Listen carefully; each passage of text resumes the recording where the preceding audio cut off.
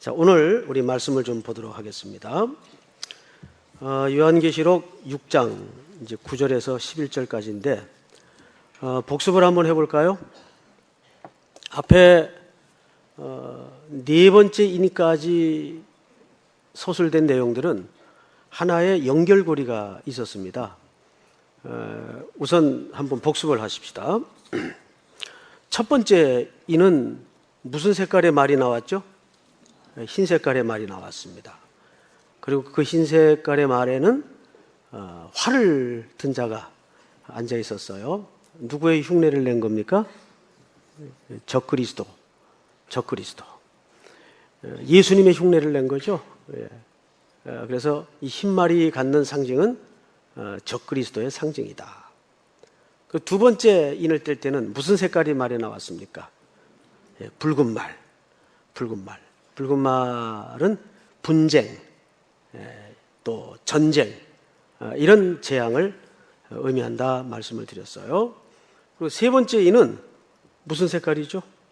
검은 말은 도처에 일어나는 기근을 얘기합니다. 기근. 그리고 지난주까지 네 번째 인은 청황색 말, 10% 댕댕 기억나시죠? 청황색 말. 뭐라 그랬어요? 온역, 질병, 전염병 이런 걸 통해서 하나님이 재앙을 준비하신다.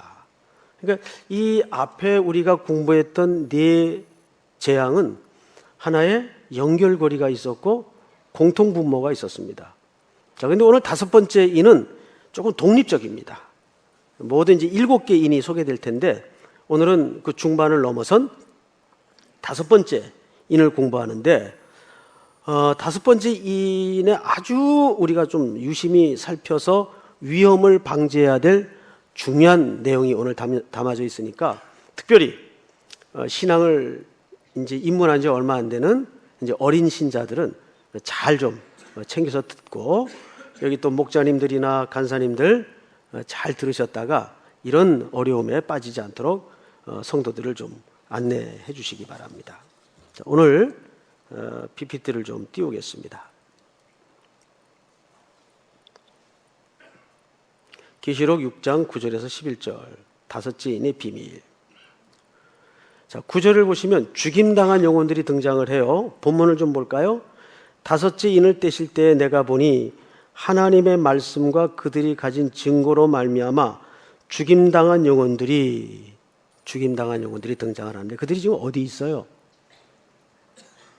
하늘 성소의 제단 아래 있습니다. 제단 아래. 근데 이 제단이라는 말이 어디에 기초한 제단인가 하면 레위기 4장 7절에 나오는 제단을 얘기합니다.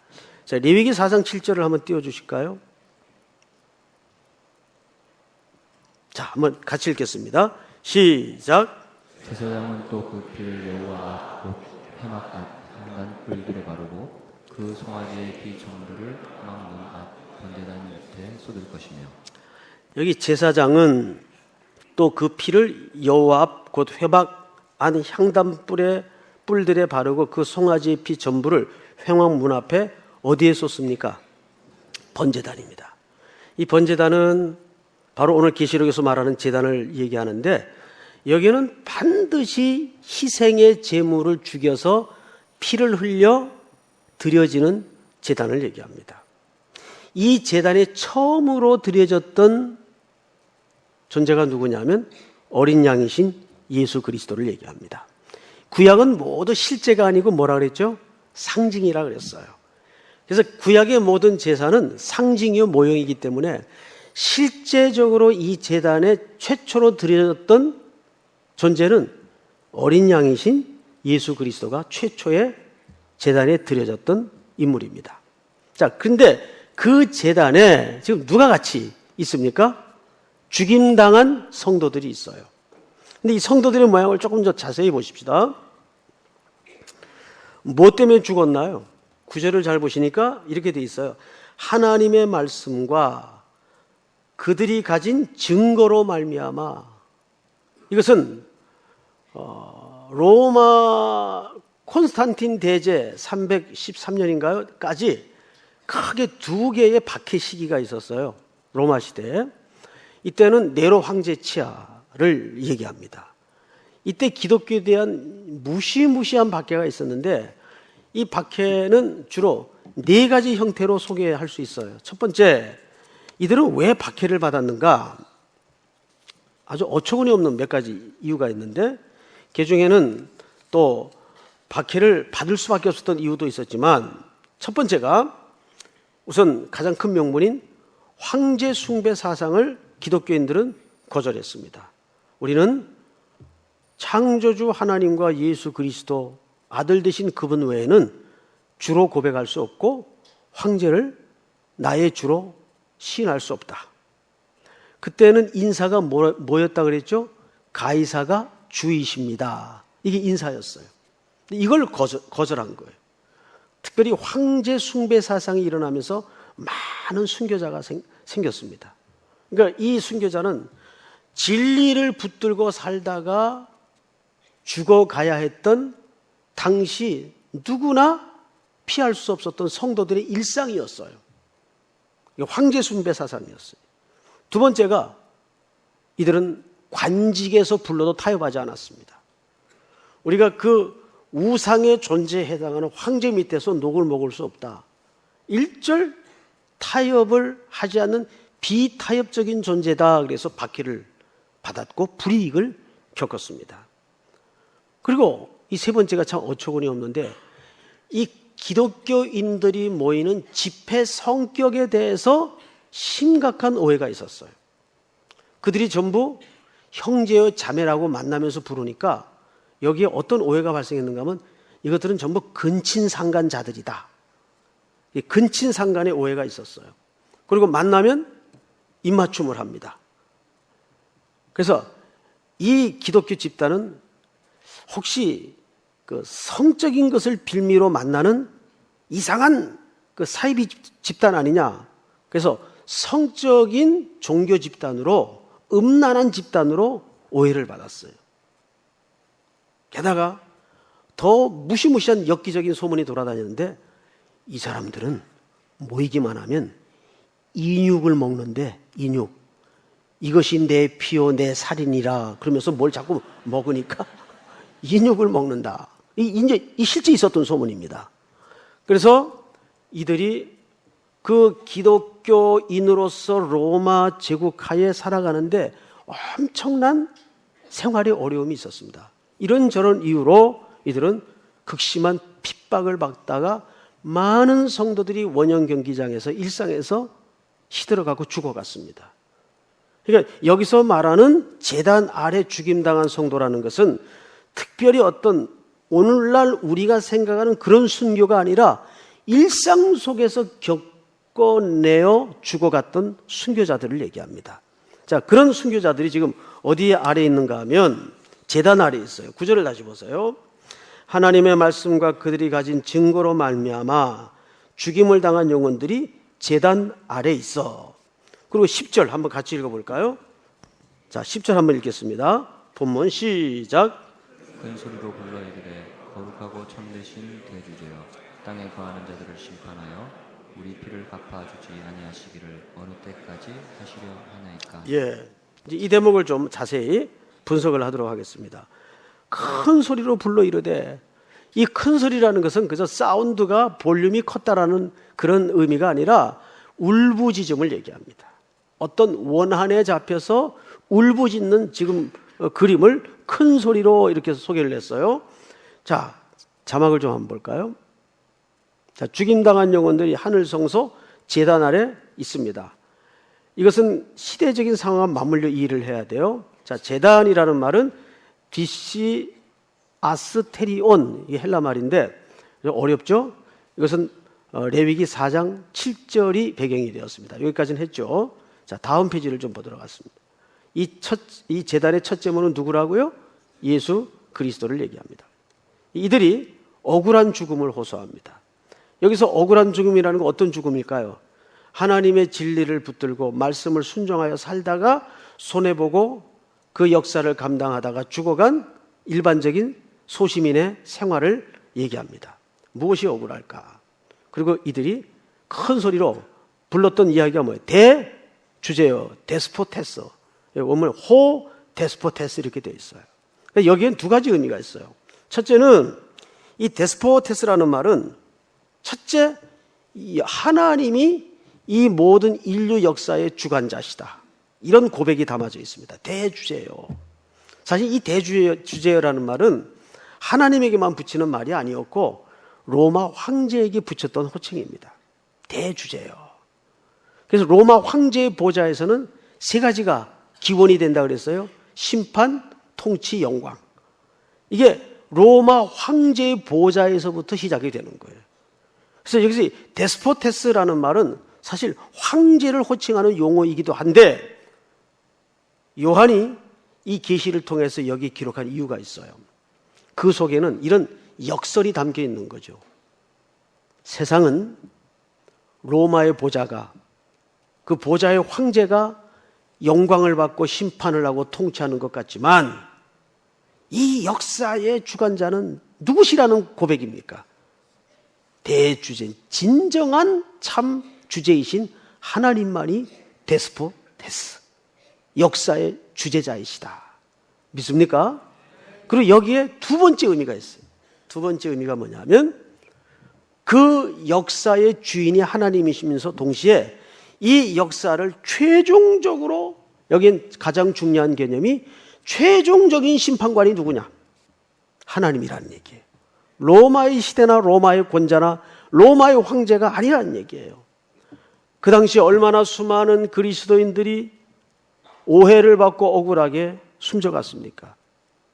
여러분, 언젠가 제가 이런 말씀을 드린 거 기억납니다. 이 땅에서는 억울한 게 정상이에요. 믿습니까? 억울한 게 정상이에요. 억울해! 그러지 마세요. 그게 정상이라는 거.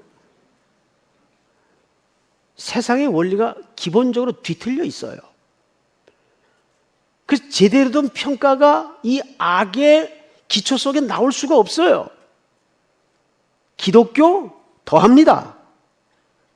잘못된 온정이라는 이름으로 더 비틀려진 결과를 내고 더 말도 안 되는 결과를 내는 게 소위 세상이요, 세상에 속한 기독교 집단이에요.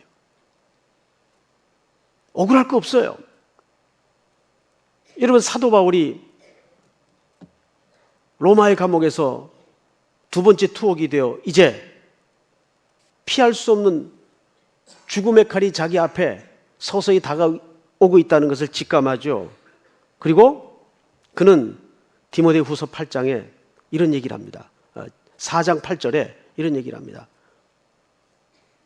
의로우신 재판관이 그날에 내게 주실 것이요 내게만 아니라 주의 나타나심을 사모하는 모든 자의 계도니라. 이게 바울의 마지막 유언이 되었어요. 그는 지금 복음 전하다가 진리를 붙들고 살다가 오로지 하나, 복음 전한 죄밖에는 없는데 세상은 진리를 외면하고 역사는 그를 붙잡아서 절대 권력이었던 로마의 황제는 그를 사형이라고 언도를 해놨어요. 사형. 그리고 그 대가로 사도 바울은 기꺼이 순교를 당합니다. 근데 그가 남긴 말을 기억해야 돼요. 의로우신 재판장이 법적인 용어입니다. 왜 그런 고백을 했을까요?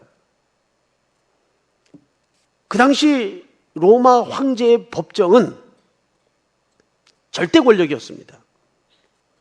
거기서 한번 판결을 내리면 어떤 세상의 모든 권력이 들러붙어도 그 판결은 뒤집어지지 않습니다. 거기서 사형을 내렸다면 이제 바울에게 남아있는 건 집행밖엔 남아있는 게 없어요. 여러분, 이때 바울이 멋지게 역사를 간단하게 뒤집죠. 의로우신 재판장이 내게 주실 것이니. 이 말 속에는 웃기지 마라. 세상의 모든 권력자들이여.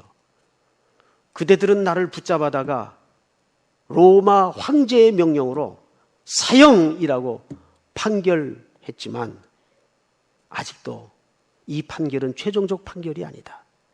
내게는 더 진정하고 더 숭고한 최종적 판결이 남아있다. 누가 하신다는 얘기입니까? 의로우신 재판장이. 그래서 하나님을 모든 수식어를 내려놓고 법정 용어를 붙여서 재판장이라는 표현을 쓴 겁니다. 오늘 데스포테스라는 말은 그 얘기예요. 역사의 주인은 하나님이시다. 그리고 그 최종적 판단자도 누구이시다? 하나님이시다. 그 데스포테스라는 말 속에 이 고백이 담아져 있는 겁니다. 그런 관점에서 오늘 이 이야기를 좀 이해해야 됩니다. 성경을 다시 눈을 돌려 보십시다. 거룩하고 참되신 대주제여, 땅에 거하는 자들을 심판하여 우리 피를 갚아 주지 아니하시기를 어느 때까지 하시려나이까. 여기 우리 피를 갚아, 보복이라는 말, 보복해 주시기를 어느 때까지 하겠습니까? 여러분, 누가복음 18장에도 보면 어느 마을에 불의한 재판장이 등장을 하죠. 근데 그 마을에는 억울한 사연을 가진 과부 하나가 살고 있었어요. 이 과부는 성경에 표현하기를 원한을 가진 과부라고 표현했습니다. 여러분, 원래 원한이라는 것은 높은 사람이 가져요, 낮은 사람이 가져요? 비천하고 낮은 사람이 원한을 갖게 되어 있습니다. 그리고 이 원한이라는 말 속에는 억울함이라는 정서가 담아져 있으면서 그 정서의 밑바닥에는 정당성이 깔려 있는 거예요. 정당하지 않는데 억울한 마음을 가질 수는 없죠. 그런데 그 세상을 상징하는 불의한 재판관은 하나님도 무시하고 사람도 경멸하는 불의한 재판관이에요. 매일 가서 이 과부가 재판관에게 자기 사정을 하소연하죠. 근데 들어준다는 얘기, 안 들어준다는 얘기예요? 들어준다는 얘기예요. 이 과부가 하도 나를 귀찮게 하므로, 성경에는 그런 뉘앙스로 쓰여졌는데 그게 귀찮게 한다는 얘기가 아니에요. 그럼 뭐 누구든지 귀찮게 하면 내용이 말이 안 돼도 다 들어주겠네요? 기도는 그렇게 지성이면 감천이라는 식의 내용이 기도의 본질은 아니죠. 3살 먹은 아이가 칼을 갖고 싶다고 아침부터 밥도 안 먹고 부엌에 시퍼런 칼을 갖다가 밥도 안 먹고 뒹굴면서 저거 줘 그러면 엄마가 저녁쯤 감동을 해가지고 너 이거 내가 참 놀랐다 네 정성에 너 줄 테니까 잘 갖고 놀아라. 그럴 엄마가 어디 있어요? 안 주죠. 기도는 그런 본질을 갖고 있지 않죠. 기도만큼 인격적인 속성은 없습니다. 그런데 성경은 이 불의한 재판관일지라도 과부의 사정을 들어줬대요. 들어준 근거가 뭔지 아세요? 그 과부가 갖고 있는 끈질김이 아니라 정당성 때문에. 하물며 하늘에 계신 너희 아버지일까 보냐. 아니, 세상의 불의한 재판관도 그 요구가 정당성을 갖고 있는 요구라면 결국은 들어주더라고요. 그건 끈질김 때문에 준 게 아니에요. 그 과부가 갖고 있었던 정당성 때문에. 자, 그런데 하물며 하늘에 계신 너희 아버지일까 보냐. 그건 무슨 말이에요?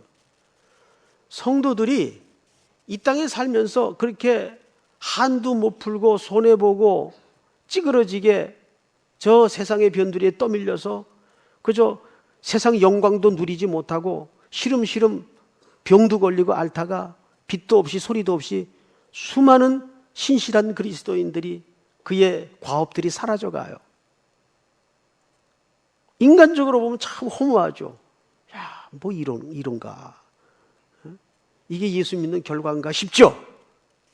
근데 하나님은 그걸 놓칠까요? 안 놓칠까요? 안 놓쳐요. 오늘 여기 제단 밑에 부르짖는 성도들의 사정이 사실은 그러한 내용들이에요. 그러한 내용들. 그게 누가복음 18장에 보면 하물며 하늘에 계신 너희 아버지일까 보냐. 그러나 인자가 올 때에 뭘 보겠느냐? 믿음을 보겠느냐. 우리에게 그래서 필요한 게 뭐죠? 역사의 저편 건너 반드시 하나님의 응답에 풀어주실 그 마지막 날이 있다. 이걸 믿는 거예요. 이제 그 광경을 오늘 우리에게 보여주는 겁니다. 다섯 번째 인을 통해서 제단 밑에 억울한 죽음을 당한 원한 맺힌 성도들의 울부짖음이 있어요. 그리고 그 응답은 아직도 이루어지질 않았어요. 이 땅에서. 어느 때까지일까? 하늘 성소 제단 아래서도 그 부르짖음이 지금 아우성치고 있다고요. 이게 세상의 기본이에요. 세상에도 많은 법정들이 있지만 제가 오늘도 이제 어느 형제가 사법연수원에 시험이 붙어서 들어간다고 기도해달라고 인사를 왔어요. 짧은 시간이지만 참 고생 많이 했더라고요. 그래서 이제 참 좋은 법관이 되십시오 하고 이제 기도를 하고 돌려보냈는데, 그러나 이 땅에는 사람의 주관적인 견해에 따라서, 돈의 논리에 따라서, 권력의 논리에 따라서 사실은 은폐되고 다 비껴가요. 엉뚱한 결과가 나와요. 기가 막힐 노릇이죠. 그런데 이런 게 있어요, 여러분. 우리 한계를 넘는 어떤 영역이 있어요. 그때는 어떻게 해야 될까요? 하나님께 맡겨야 됩니다. 그때는 하나님께 맡겨야 돼요. 우리가 이 세상에서 인생을 이런저런 모양을 갖추어 살아가다 보면 수학 논리 결과 떨어지듯 탁탁탁 떨어지는 경우가 많지 않아요. 무엇으로 심든지 그대로 거둔 것만 해도 복이에요, 사실은. 근데 늘 그렇게 그대로 나오질 않아요. 그래서 솔로몬은 전도서를 통해서 뭐라고 얘기했습니까? 살아봤더니 인생이 허무하더라, 불확실하더라, 모순 덩어리더라. 그게 솔로몬이 내린 결론이에요. 세상 구조가 그래요. 그래서 전도서를 통해서 솔로몬이 깨달은 게 뭐죠? 그래서 인간에게는 구속의 주님이 누군가 우리를 구원할 자가 필요하구나. 그 고백이 전도서의 결론입니다. 오늘도 우리는 이 억울한 인생의 한복판마다 우리는 심은 대로 열매가 나오지 않을지라도 그래서 구속의 주님을 바라봐야 되는 거예요.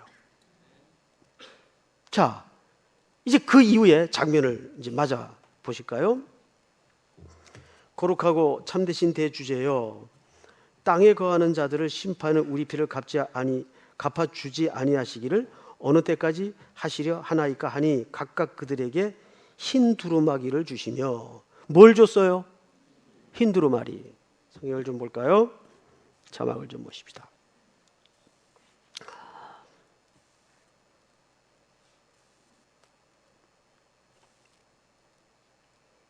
흰 두루마리는 무슨 뜻인가 하면 완성된 성도들이 입는 옷을 얘기합니다.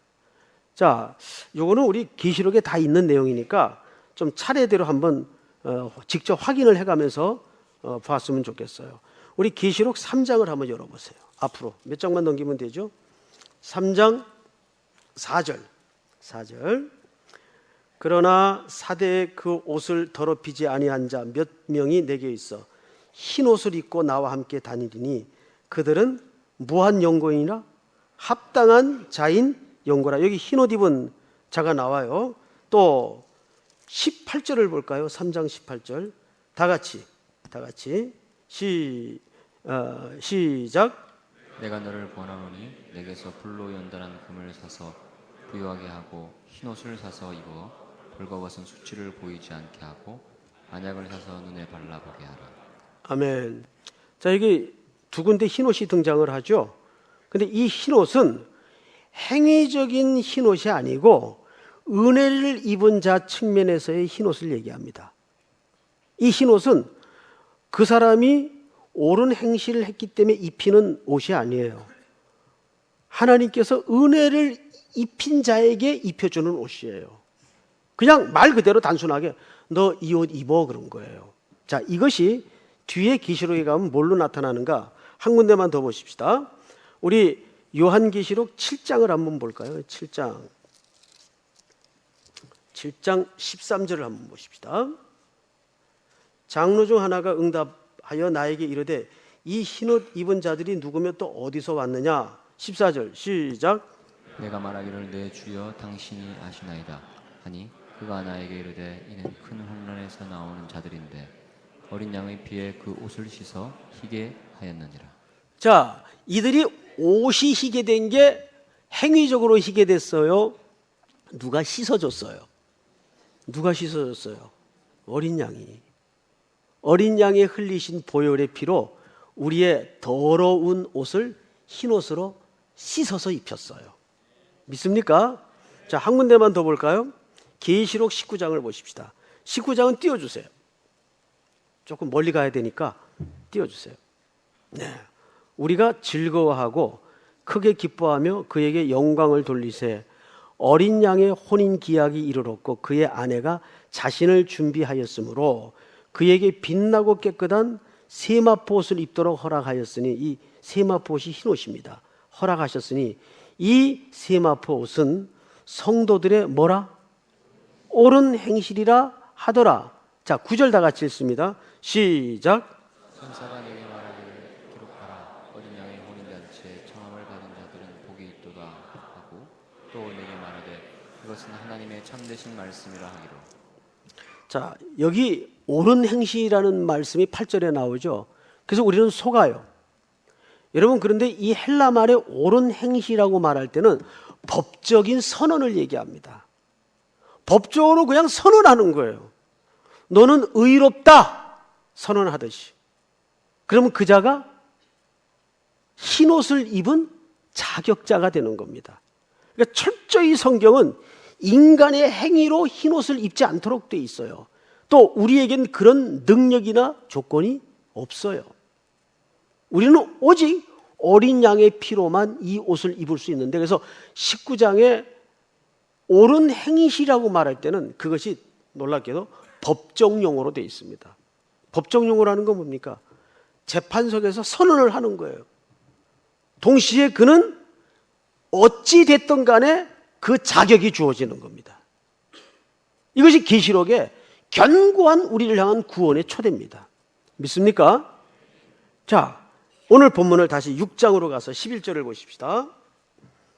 각각 그들에게 흰 두루마기를 주시며 이르시되 아직 잠시 동안 쉬되 그들의 동무 종들과 형제들도 자기처럼 죽임을 당하여 그 수가 차기까지 하라 하시더라. 이제 여기에 큰 오해가 벌어진 본문이에요. 이제 다 왔어요. 앞을 좀 보십시다. 여러분,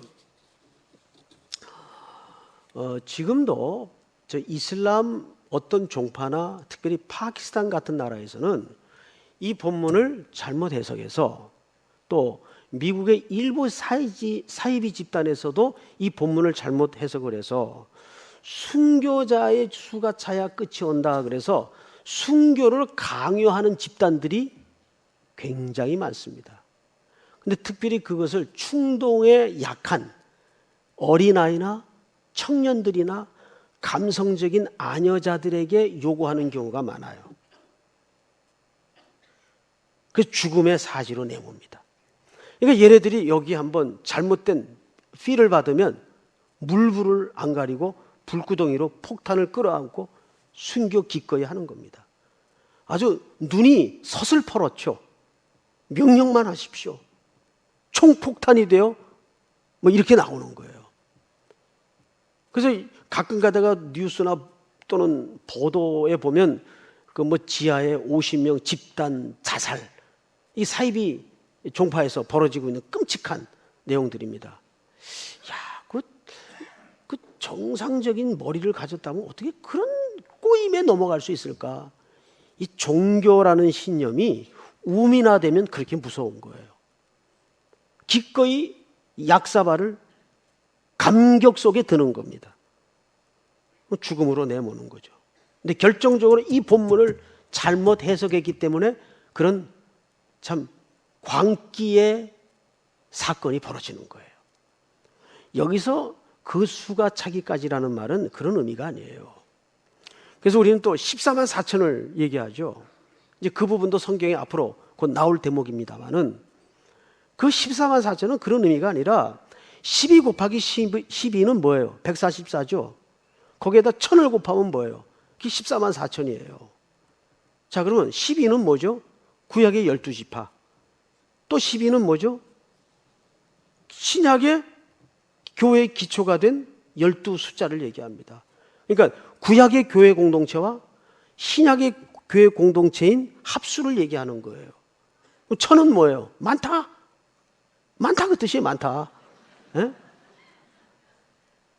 너무 이런 그 수신학에 심취해가지고 뭐 미주알고자 하나까지 다 무슨 영적인 알레고리칼한 해석을 달려는 그 집착 있는 분들이 가끔 있어요.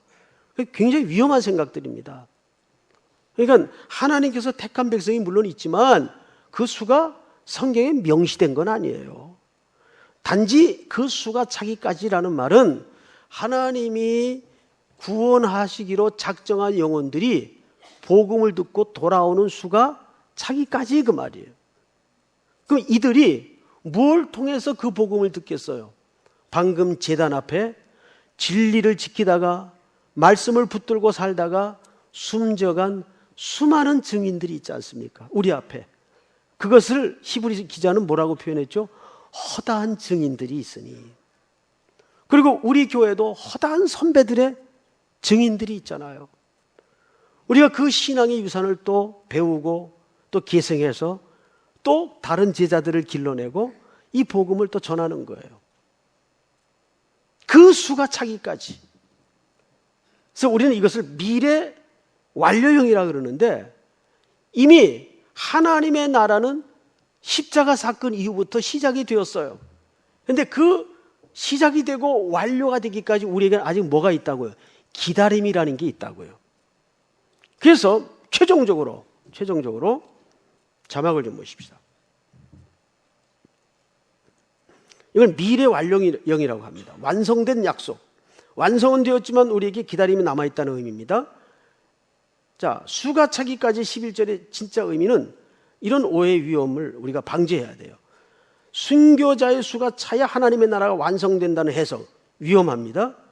아직도 구원을 받아야 할 수가 남아있다 정도로 해석을 해야 돼요. 자, 그러면 예수님이 항상 그 구원받아야 될 대상을 바라보면서 내 마음이 답답하다 그랬어요. 그 답답하다라는 말은 예수님이 어디에 몰두해 있다. 그 구원받는 사람들이 다 차기까지 선교 사역에 몰두해 있다는 얘기를 그렇게 한 겁니다. 자, 그런데 이제 오늘 결론입니다. 교회가 지상에 존재하는 두 가지 이유가 있어요. 우리가 이제 갈라디아서 강의가 끝나면 이제 교회론에 대해서 전 교인이 한번 시리즈로 주제별로 공부를 할 텐데, 첫째, 교회는 이 땅에서 뭘 훈련하는 곳입니까? 가족임을 훈련하고 하나의 공동체임을 배우는 곳입니다. 여러분 이 사실을 잊지 마세요. 두 번째는 선교를 순종하는 공간입니다. 그런데 이 선교라는 이 명령 속에는 우리는 단선적인 선교만 선교로 알아요. 예를 들어서 이것도 선교입니다. 현지인들을 우리나라로 초대를 해요. 이번에 그 캄보디아를 갔는데 저 시아누쿠빌에 라이프 신학교라고 있습니다. 라이프 대학교. 거기 이제 국연의 선교사가 총장이신데 우리 교회 부탁을 하나 해왔어요. 캄보디아 분 중에 좋은 목회자가 한 분 계신데 궁극적으로 삼일교회가 와서 이렇게 섬겨주고 헌신해주는 거 참 고마운데 궁극적으로 캄보디아를 위해서는 캄보디아의 지도자를 길러내야 됩니다. 그러니 이분을 한국에 보낼 테니까, 이분이 영어도 돼요. 한국에 보낼 테니까 지금 석사 박사 과정을 거쳐서 교수 요원으로 캄보디아에 다시 복귀할 수 있도록 공부 좀 시켜주십시오.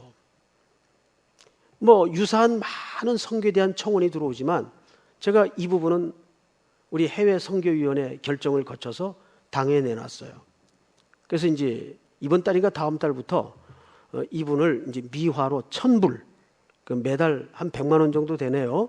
1,000불 정도 공부를 하실 수 있도록 이제 지원을 하기로 결정을 했고, 이번에 가서 국연회 그 총장님과 대화를 나누었습니다. 이거는 선교회 아니에요. 이것도 선교예요. 그러니까 선교는 굉장히 다양한 문화의 얼굴을 갖고 있고 다른 얼굴을 갖고 있어요. 우리가 단도직입적으로 가서 복음을 전하고 헌신하고 섬기는 것도 아주 직접적인 선교인 것은 맞아요. 그런데 선교에는 여러 가지 선교가 있습니다. 앞으로는 제 생각에는 모든 성경의 원리는 복음은 모국어로 들어야 진짜입니다. 그런 관점의 선교를 이해한다면 선교는 우리가 이제는 좀 다양한 관점에서 삼일교회가 접근을 해야 돼요. 가장 먼 것 같지만 가장 빠른 방법은 우선 어린이를 전도하는 일입니다. 이미 머리가 굳어진 우상의 찌들은 어른들은 잘 안 바뀌어요. 그런데 어린이들은 금방 바뀝니다. 오늘도 여러분 3일 뉴스를 통해서 그 네팔에 그 귀여운 애, 춤추는 애 하나 봤죠? 예. 그런 애들은 금방 복음을 받아들여요. 또 하나, 어린이 선교가 가장 먼 것 같지만 빠른 길이며, 두 번째는 모국어로 복음을 들어야 되듯이 현지인들을 길러서 파송하는 일입니다. 우리 일본 후쿠오카에 가시는 분들 가시면 꼭 그 호리에 목사님 만나죠. 그분 한국에서 10년 동안 양육을 했어요.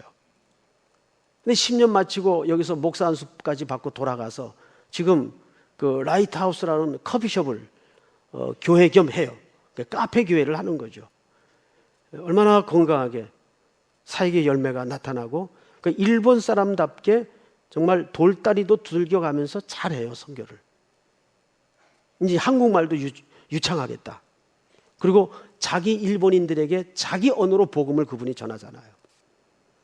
그러니까 이게 먼 것 같지만 전략적으로는 사실 가장 빠른 방법입니다.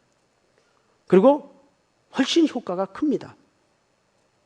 물론 우리는 우리가 계속 해오던 1년 넉 달 선교지를 향해서 가는 거 굉장히 필요하다고 생각을 합니다. 이것은 또 하나의 큰 한국교회 앞에 메시지가 있다고 저는 봐요. 이 일도 하지만 이제는 선교 전략을 굉장히 다각화시킬 필요가 있다는 생각을 갖습니다.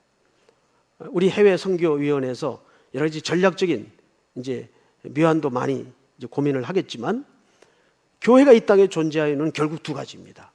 하나님 나라의 가족임을 연습하고 훈련하는 공동체입니다. 여기서 우리는 오늘 오전에 말씀 나눈 것처럼 성령의 열매를 거두는 법을 배워야 돼요. 성품으로 나누고 물질로 나누고. 믿습니까? 또 그 구원의 수가 온전히 채워지기까지 하나님의 열심히 쉬지 않듯 우리 교회도 그 역사에 동참하고 그 역사에 순종하는데 주님 오시는 그날까지 땅끝까지 열심을 내는 귀한 우리 3일의 공동체가 될 수 있기를 주님의 이름으로 축복합니다. 우리 다 일어나십시다.